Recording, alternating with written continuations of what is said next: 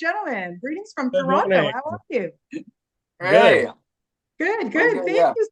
Thank you for this film. Oh my goodness. I don't even know where to start. First of all, it's extraordinary and it's such a beautiful film. So, Andrew, let's start with you because you're the man who started it all and brought it all together. What took so long for us to get to know Dawn's story, and for you to put this film together? Great question. I think people have been trying to make this movie for 30 years now. Wow. Obviously, the story is much older than that, right? 1939 is when this all happened. Yeah. And the story has endured in book form and in sort of lore, and Don Fendler himself going and speaking to classes till honestly up to when he died. Like he died in 2016 at the age of 90 and lived a full life. And Amazing. yeah, this found its way to Sylvester Stallone's company, and they incubated it a few years ago before I came on. And obviously Sly is the OG underdog, right? He's Rocky. So he makes Exactly. movies, yeah, so he makes movies about people that persevere, and he'd never Yeah. done one from a kid's perspective before. So that's where it all started. And then I came on because I think they were looking for a director who had as Luke will probably say, had a little bit of an inner child in him, and was also very willing to roll around in the mud and make a movie in Okay. the wilderness, which I'm Yeah. very willing to do because I grew up in Africa and all this stuff. So I was ready for it. So that's how Yeah. it came to me. And I think the reason I wanted to direct this movie and to make a film that could speak to all audiences and be, a PG live action movie is we don't get PG live action movies anymore. I Mm. miss them. I grew up with them, and also I think the movie's themes are very pure. It's about family, it's about community, it's about the triumph of the human spirit, and we live in a very cynical time, and I wanted to make something aspirational. Well, you certainly did. So thank you, because you are so right. We need something like this. Now, Luke, first of all, kudos to you, my friend, carrying pretty much all of this on your shoulders. Thank you. Congratulations. My Thank goodness. you. When you booked the role, though, were you a wee bit freaked out? I mean, I know that we are making a movie here. I get it. There's people watching you and surrounding you and taking care of you. Yet you still had to experience, and work out in the wild. And are you an outdoorsy kind of guy? Because was this something in your wheelhouse or no? I'm a pretty outdoorsy guy. I'm not like the biggest person for like hiking and all that stuff, but I spent a lot of my time, especially when I was like really young, running around in the woods. Before I moved to Atlanta, where I live now, I lived in New York, and I lived right across from a park. I would always run around in there. So, you know, I'm I'm a I'm a big outdoorsy guy. I really like the outdoors. And it was just really cool to be able to film a movie, which is, I mean, literally my favorite thing to do in the world, Yeah. in my favorite location, probably, which is a woods in New York. Well, that was awesome. I will say, like you do love the woods, and you could see that manifested because we created the arts team created these fake shoes that were basically croc-like feet that he could wear in shots that where we wouldn't see his feet, so he could walk around in the woods. And Luke was such a method actor that he refused to wear them because he wanted to be in in the Don Fendler headspace, you know. I So I don't was know if always I'd call like, myself like your made. feet. I don't, Good it's funny, on I you. don't even remember those shoes at all. Probably Because because you I never cast them wore aside. them. You cast I them aside. just, Like I'd be gone. I don't want them. like, I be think they're gone, in the shoes. Smithsonian Institute now, for sure, hanging up there on the wall, Oops. for sure, right? But Luke, seriously, how do you even mentally prepare for something like this and go into your head thinking back, to try to relate to Dawn in any way? I mean, listen, thousands and millions of kids go hiking and go, camping and things with their parents. God forbid that they, get lost like that. I mean, I listen, I'm an adult. I don't think I would be able to survive. How do you get into that mindset of what to do?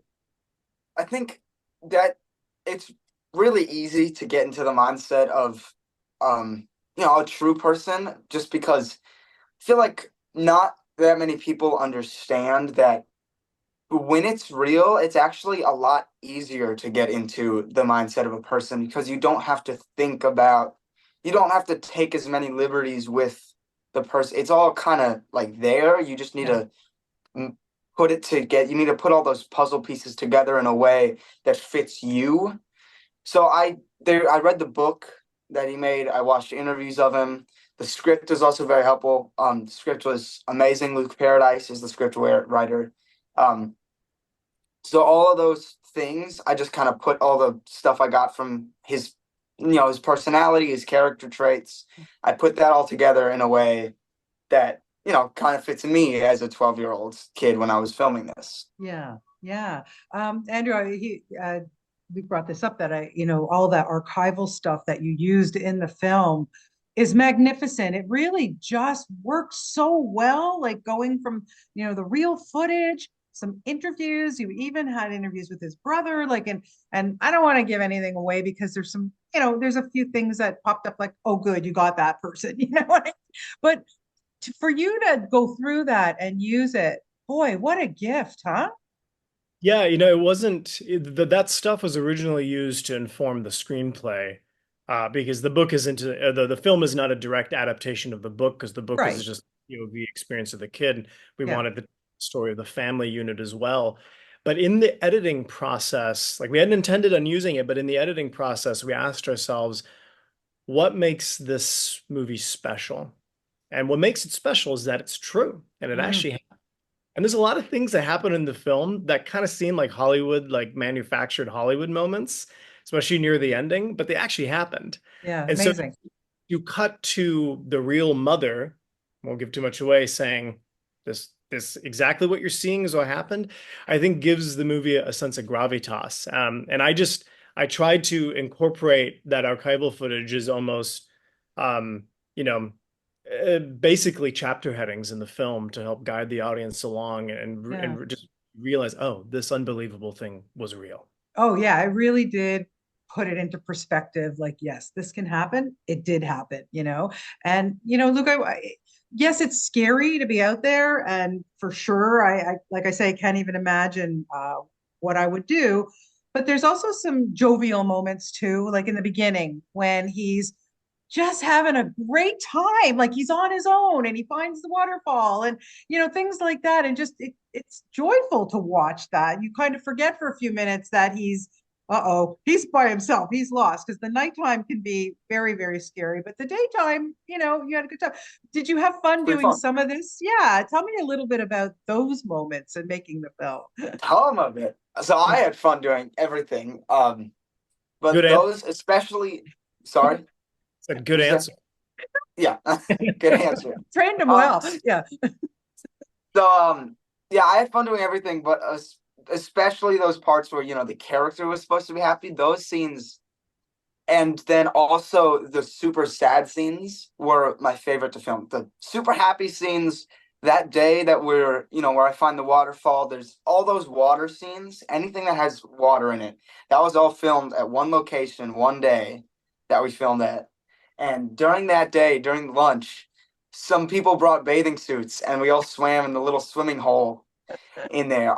Nice. And Andrew saw a frog. There's a shot of like a frog in the little thing. And Andrew was like, "Oh my God, there's a frog. We got to get a shot of that. Edon, go get the camera." And then we just got a little shot of the frog. So just like some fun stuff like that. That whole day was great. And there was candy at the craft services table that day, which was awesome. Hello. And then I think my other favorite thing to film, just very specifically, was that monologue that I have, that super long monologue. Oh, Um, that monologue, it's my favorite scene in the movie just because, I put a lot of work into that and I love doing monologues. I yeah. just I just think it's so fun to put all like the heavy emotions, like the super heavy emotional scenes are the most fun to film. It's Yeah. just as an actor, they're the most challenging. Oh, for sure. Well, you did a great job. Andrew, what are some of the challenges you've had? I mean, shooting on that location, you have to bring your crew, you have to get your cameras there, you have to depend on weather, make sure that, there had to have been so many obstacles, I would think. Yeah, we tried to set up a summer camp vibe making the film so that when those challenges arose, we sort of just absorbed them. Obviously, ticks was a big one. We were working in Lyme disease country, so Oof, everybody yeah. like get on your tick lotion, check your bodies at the end of the day. Yeah. Um, it's funny. We really lucked out with weather on this one. Whenever there was bad weather, it was because we wanted it. We either Yeah. created it, which we can talk about, or we sought it out specifically. So, for Okay. example, like the mountain sequence, and we did shoot in a lot of places where we had to haul equipment down into like ravines and deep into the forest. Um, but the mountain sequence specifically was something where we obviously couldn't take our kid actors to the peak of Mount Katahdin because Mm, there's safety violation and there's things called child labor laws that matter. for sure. So what we did is we ended up building the mountain in a soundstage, an 80-foot by 80-foot replica of the peak, and covering it in smoke and in sprinkler system and in these giant fans just throwing wind at the kids.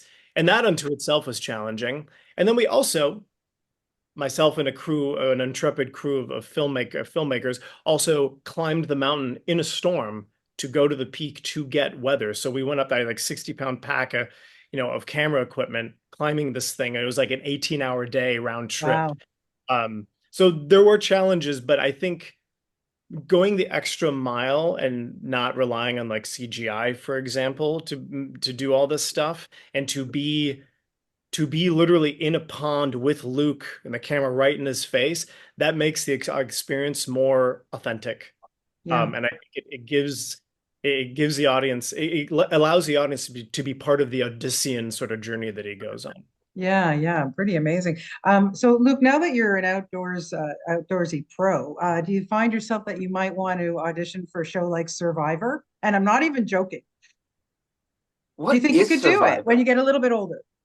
What is Survivor? I'm not You've sure. I never don't know watched what that Survivor. is. Okay, you got to I've start never watched watching Survivor. Survivor. And there's another one called The Summit that just started this year. And that one really brought me to your movie. It's about these 10 people who have to climb this mountain. And it's mind-boggling, but it's all about social experience and stuff. You should watch it. But Survivor is a show that's been on for well, we're in 25 years now, and you go on, you're stranded on an island with other people, and you have to survive without anything. Check it out because when you get a little bit older, what are you now, 15 or so? 15, yeah. Okay, 18. I think that you need to audition for that show. I'm He'll serious. be set up for it. Hey, Yeah. honestly, Luke's answer just made me feel really old. I'm like, oh God, he doesn't know what Survivor is. I well, listen. Yeah, I've been watching Survivor with my I kids really since wanna day do that. one. That sounds cool. No, check it out. But have okay. All that aside, that's my advice for today. So think about that. But anyway, what do you learn about yourself after making a film like this? You've got there's so many messages in the film as Andrew was saying earlier about family and just what people can do when they don't think that they can, but they really can if you put your mind to it. Was there something that you learned about yourself after making this film? Yeah, there is. I think that this is a question both of us can answer, so Sure, Luke, you start. I'll make my answer like, a little half and half for both of us. Okay. So I think that I learned more than anything. Obviously, like you said, the movie's about community, it's about the survival, strength of the human spirit, all that stuff. But I think most importantly, and this is something that Andrew would also say, but I'm taking it first, is that you should just let the whole movie is about Don's relationship with his father and how like the whole getting lost on the mountain changes their relationship. Yeah. And that I think is so that's what makes the film so powerful. I think that I just want, and what I learned is just not to let anything come between people in a relationship.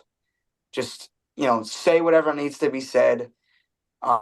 Just don't have like a stiff, cold relationship like Don and his father did in the movie.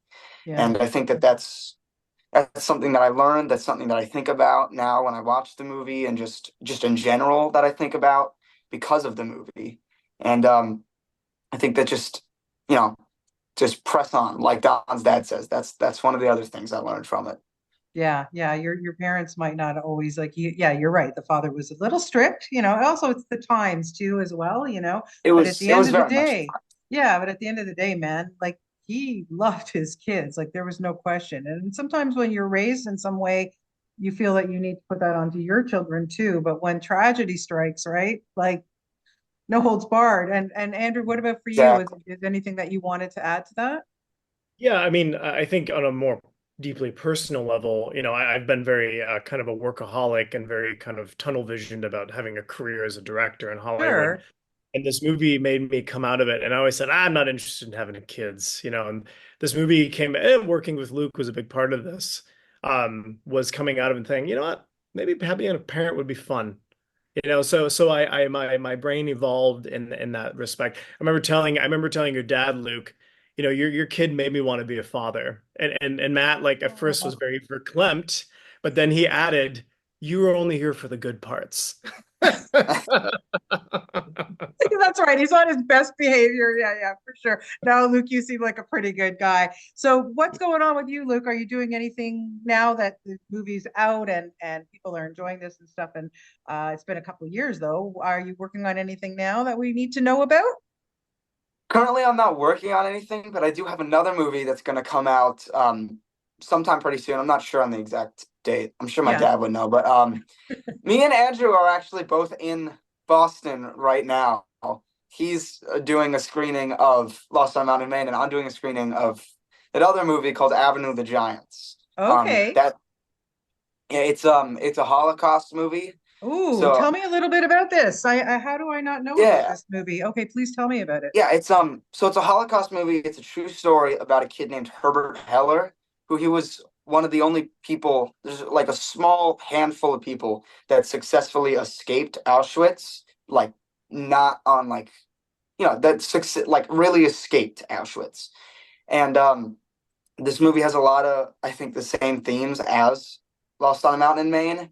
It's got like survival, Yeah. strength of the human spirit, all that stuff, and community as well. I think that it's just both of these movies, especially since I filmed them during the same summer, they kind of mix together in my mind as Wow. like something that I feel like is a foundational block of who I am as a person now Yeah. because of those two movies. And both of them were true stories. The people that the stories are about are so inspiring to me. So I just think that both of those movies are a must watch. They're great. And I'm not just saying that because I'm in them. Well, no, and thank you for telling me because I love speaking to you. I'll let you guys go in a minute, but now that I know about this film, I honestly love speaking to young actors who take roles in Holocaust films. I'm Jewish. I support these movies like there's no tomorrow. And I've done a lot of stuff on this. So thank you for telling me about this. But what my one question, and this is what I ask every young person who makes a film about the Holocaust, did you learn about the Holocaust in school? No. Yeah, point Yeah, taken. I know. We were talking about that a lot with the director Finn Taylor. He when he was in high school, the valedictorian of his high school had no idea what the Holocaust was at all. It's really bad.